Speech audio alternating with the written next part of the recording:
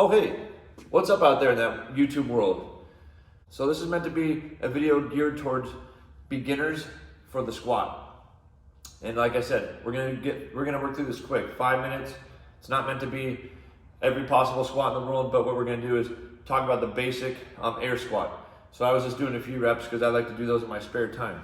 So let me start a clock here. 5-minute timer, start now. All right, so I love the squat. It's a great exercise to have in your arsenal. So it's a few things I love about it is it's versatile. You could do it anywhere.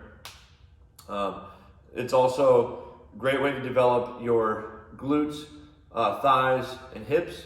And also you get some residual core work in there as well. So let's talk about the squat. So again, I'm not speaking in absolutes here. There's a million squat videos out there and a bunch of different ways to kind of work through this.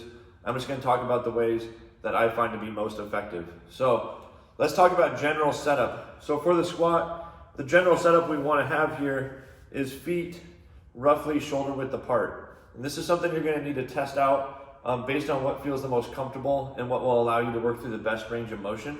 Everyone's going to be slightly different. So shoulder width or just about shoulder width apart. And then we just want to point those toes slightly out, not way out. We definitely don't want them pointing in, but we want to point them out just a bit so that our knees can track in line with our toes. From there, I want you guys to think about screwing your feet into the ground, which will help. As soon as you do that, you'll feel your glutes activate and those knees will slightly rotate out. And then what we want to do from there is simply drive our hips back slightly, keep pressing those knees out, and we want to descend to get our hips below the top of the knees. So it'll look something like this here, all the way down. So if I drew a straight line across the top of my knee, my hips would be right below the knees. And then I want to think about squeezing the glutes and abs as I stand. And of course, squeezing the quads. So that's the squat. A couple things we don't want to do is we don't want those knees caving in, and we don't want to roll up onto our toes.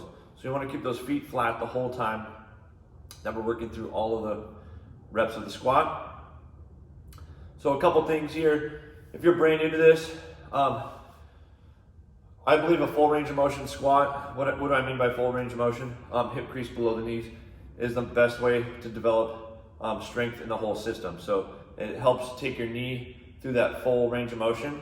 I like to think, you can almost think of the knee kind of like the elbow. It's meant to work through this whole range of motion here. So just like the knees, we don't want to do curls only to here. We're missing out on lots of opportunity to grow strength. So that's what I consider full range of motion squat. A couple things about that though is it could take some time to build up to. So here's a couple ways you could scale it until you develop the strength and the comfort through that full range of motion. So one way to do it would simply be to get a target to squat to. So in this case, I have a chair.